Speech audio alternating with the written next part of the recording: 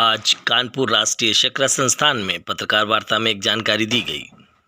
एक कम लागत वाला औद्योगिक अपशिष्ट उपचार संयंत्र एफ्लुएंट ट्रीटमेंट प्लांट विकसित करने में सफल रहा है, जो जल उपचार की नवीनतम तकनीकों के साथ साथ गंदे पानी को साफ करने के प्राचीन तरीकों का एकीकरण है। जल सजग नामक प्रणाली को प्रोफेसर नरेंद्र मोहन निदेशक की देखरेख में रिसर्च फेलो व सुश्री नीलम चतुर्वेदी वडा सुधांशु मोहन वैज्ञानिक अधिकारी द्वारा विकसित किया गया। हम पिछले 5 वर्षों से चीनी उद्योग के अपशिष्ट जल को शुद्धिकरण के लिए नई तकनीक पर काम कर रहे थे, ताकि ऐसे अपशिष्ट उपचार संयंत्र विकसित किए जा सके जो प्रदूषण भार में भिन्नता होने पर भी केंद्रीय और राज्य प्रदूषण नियंत्रण बोर्ड के मापदंडों के अनुसार उपचारित जल उपलब्ध करा सके एवं जिसकी स्थापना व परिचालन लागत कम हो। राष्ट्रीय चक्रा संस्थान कानपुर के निदेशक प्रोफेसर नरेंद्र मोहन ने क्या कहा, आइए सुने व देखें। छोटे पत्थर, बालू, कोयला इस तरीके से भरते थे और जब पानी को छानते थे तो पानी की जो गुणवत्ता थी वो काफ़ी अच्छी हो जाती थी। हमने उसको एक इनोवेटिव रूप दिया है और इनोवेटिव रूप में आप ये देख सकते हैं कि एक इनोवेटिव फिल्टर है जिसमें तमाम तरीके के ग्रेवल्स हैं और इसमें हमने जो है पत्थरों के साथ साथ फाइटो रेमेडिएशन टेक्निक का भी उपयोग किया है, जहाँ पे कि आप देख सकते हैं कि हमने मोथा और कोराई ये दो जो है हमने जली जो है वनस्पति है उनका उपयोग किया है। जब हम इससे पानी को अपने जो एफ्लुएंट है या जो वेस्ट वाटर है उसको पास करते हैं तो ये पूरी की पूरी जो फाइटो रेमेडिएशन और ये जो इस तरीके का डीप बेड या बायो फिल्टर जो है वो उसमें से सीओडी, बीओडी, टीडीएस इन सबको दूर करता है। उसके बाद हम सेकेंडरी ट्रीटमेंट पे आते हैं।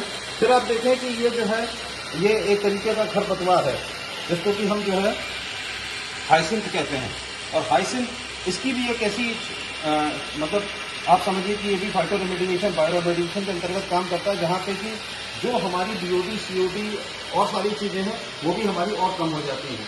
ये जो मैं प्राइमरी ट्रीटमेंट बता रहा था, इसमें एक और चीज़ होती है कि जो हमारा जो एफ्लुएंट होता है उसके अंदर की जो गंध है वो गंध काफ़ी स्तर तक दूर हो जाती है।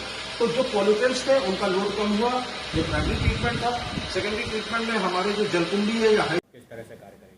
देखिए, नेशनल शुगर इंस्टीट्यूट ने जो चीनी मिलों का गंदा पानी निकलता है उसको साफ़ करने की एक नई तकनीक विकसित की है और इसको हम एक हाइब्रिड तकनीक जो है वो कह सकते हैं कि एक हाइब्रिड तकनीक है, क्योंकि बहुत पुरानी जो तकनीक पानी साफ़ करने की थी उनका और एक जो नवीनतम टेक्नोलॉजी है उसका ये सम्मिश्रण है। हमने इस तकनीक का नाम जल सजग दिया है कि ये सजग है कि जल की जो क्वालिटी है, जल की जो गुणवत्ता है उसको किस प्रकार से बनाए रखे। ये पूरा का पूरा काम हमारे भौतिक रसायन अनुभाग में हुआ है और इस काम को हमारे यहाँ जो रिसर्च स्कॉलर हैं नीलम चतुर्वेदी उन्होंने किया है। डॉक्टर सुधांशु मोहन भी उसमें रहे हैं, लेकिन मुख्यतः जो काम किया है वो नीलम चतुर्वेदी ने किया है। ये 4 चरणों में इसमें पानी को साफ़ किया जाता है।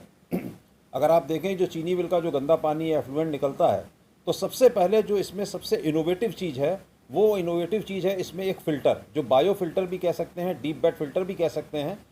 आपने सुना होगा या पढ़ा भी होगा किताबों में कि ईसा से 2000 वर्ष पूर्व जब पानी को छाना जाता था कि बड़े पत्थर, छोटे पत्थर, रेत और कोयले से, तो पानी साफ़ हो जाता था। कितना साफ़ हो जाता था उसके तो आंकड़े उपलब्ध नहीं है, लेकिन हाँ पानी को साफ़ करते थे। ये जो हमने बायो फिल्टर बनाया है उसमें उस तकनीक का उपयोग करते हुए उसको इनोवेट किया है।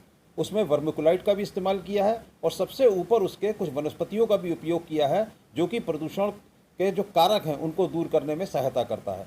वहाँ से जो पानी निकलता है प्राइमरी फ़िल्टर से, जो कि एक बायो फिल्टर है जिसमें कि फाइटो रेमेडिएशन टेक्निक का भी उपयोग किया गया है, वहाँ से जो पानी निकलता है वो काफ़ी साफ़ होता है।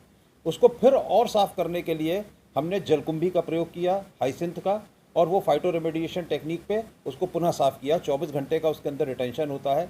अब वहाँ से जो पानी निकलता है वो लगभग साफ़ होता है, लेकिन उसकी गुणवत्ता को फिर और बढ़ाने के लिए मैं आपको बताना चाहूँगा कि चीनी मिलों से जो बगास निकलती है, खोई निकलती है, उसको हम बायोचार में कन्वर्ट कर देते हैं। और बायोचार एक ऐसी चीज़ होती है जो पानी को साफ़ करने में सहायक होती है, उसके कलर को एब्जॉर्ब कर लेती है और कुछ पोल्यूटेंट्स को दूर करती है। तो हमने उसको मल्टीग्रेड फ़िल्टर और एक्टिवेटेड बायोचार फ़िल्टर से पास किया। अब वो पानी जो निकला वो पानी आप ये समझ लीजिए जो आपके नलों में आता है, जो घरों में आता है, जो घरेलू सप्लाई में आता है, उसका उपयोग आप कहीं भी कर सकते हैं जैसा कि आप करते हैं। लेकिन आज आदमी बहुत संजीदा है, वो इसकी बात करता है कि नहीं हमको बड़ा सेंसिटिव है, सोफिस्टिकेटेड है, तो उसको बोतल बंद पानी चाहिए। तो उस बोतल बंद पानी के समतुल्य बनाने के लिए हमने उसको आरओ से पास कर दिया और वो जो पानी निकला वो आपका कोई भी जो बोतल बंद पानी है उससे बेहतर ही क्वालिटी का है, उससे कम गुणवत्ता का नहीं है। इस पूरी प्रक्रिया में जो सीओडी, बीओडी है इसका जो रिमूवल है, जो इसको दूर करने की जो क्षमता है वो लगभग 100% है। TDS जो है उसका भी रिमूवल जो होता है उसको जो दूर करते हैं 95% से ज़्यादा ही करते हैं। पानी की जो हमने अंतिम जो विश्लेषण किया, जो आखिरी में प्राप्त हुआ, उसमें कोई भी किसी भी तरीके का heavy metal, arsenic, lead, chromium कुछ भी नहीं था और इसी तरीके से उसमें कोई भी माइक्रोबायल कंटामिनेशन या कोई जीवाणु भी नहीं पाए गए। इस पानी को हमने 3 महीने तक रखा। 3 महीने तक रखने के बाद भी इसमें कोई भी दुर्गंध या इसके स्वाद में कोई भी बदलाव नहीं आया। हमने इसको दूसरे जो उद्योग हैं फूड प्रोसेसिंग इंडस्ट्री के, उनके भी जो है एफ्लुएंट्स उनके ऊपर ट्राई किया और उसके बहुत अच्छे रिजल्ट आए। अब नीलम इसको आगे लेके जाने वाली है और इसको जो चीनी मिलों के साथ जो डिस्टलरी लगी होती हैं, जिनका कि एफ्लुएंट थोड़ा सा और भी ज़्यादा ख़राब होता है, उसके ऊपर ट्राई करेंगी। और आगे हमारा जो प्लान है वो प्लान ये है कि हम इसको इंडियन शुगर मिल एसोसिएशन के साथ वार्ता करके DCM और डालमिया की चीनी मिलों में पायलट स्केल पे इसका ट्रायल करेंगे। सर टाइफा ये हम इसको पूरी प्रक्रिया को 4 चरणों में बांट रहे हैं। पहला चरण जो है बायोफिल्टर का है। हम इसको इस तरीके से स्टडी नहीं कर पाए क्योंकि आप ये देखें कि जो पेड़ लगे हैं वो उसका एक अभिन्न अंग है, वो टॉप पे लगे हुए हैं, वो अपना काम कर रहे हैं, फिल्टर अपना काम कर रहा है। अब फिल्टर में भी कई सारी लेयर हैं जिसमें कि आप ग्रेवल्स हैं, अलग अलग तरीके के ग्रेवल्स हैं, उसमें एक्टिव कार्बन भी है, उसमें वर्मिकुलाइट भी है। हमारे पास कोई ऐसा सिस्टम उसमें नहीं था कि हम अलग अलग जगह से पानी निकाल के देख लें कि पेड़ों की वजह से कितना हो गया, वर्मिकुलाइट की वजह से कितना हो गया, लेकिन कुल मिला के उस फिल्टर से कितना हो गया ये ज़रूर हमने पाया। तो ये जरूर देखा कि लगभग 2/3 काम पानी साफ करने का हमारा केवल इस फिल्टर से हो गया। हम चीनी उद्योग से जुड़े हुए हैं तो हमारा काम ये होता है कि हम सबसे पहले चीनी उद्योग को देखें। तो चीनी उद्योग का जो पानी है उसको हमने ज़रूर टेस्ट किया और चीनी उद्योग के साथ आज हम कल्पना ये कर रहे हैं कि चीनी उद्योग फूड प्रोसेसिंग इंडस्ट्री के साथ जुड़े। तो हमने कुछ फूड प्रोसेसिंग इंडस्ट्री का भी पानी जो था, गंदा पानी जो ईस्ट जैसे है, खमीर जो बनता है, उससे जो पानी निकलता है उसको, या दूसरी फूड प्रोसेसिंग इंडस्ट्री के एफ्लुएंट को तो हमने ज़रूर देखा। लेकिन अब हम इसको देखने जाएंगे कि जो डिस्टिलरी से निकलता है। एक विषय हो सकता है रिसर्च का, अनुसंधान का, कि टैनरी पे कैसा काम करता है, लेकिन टैनरी पे हमने काम नहीं किया।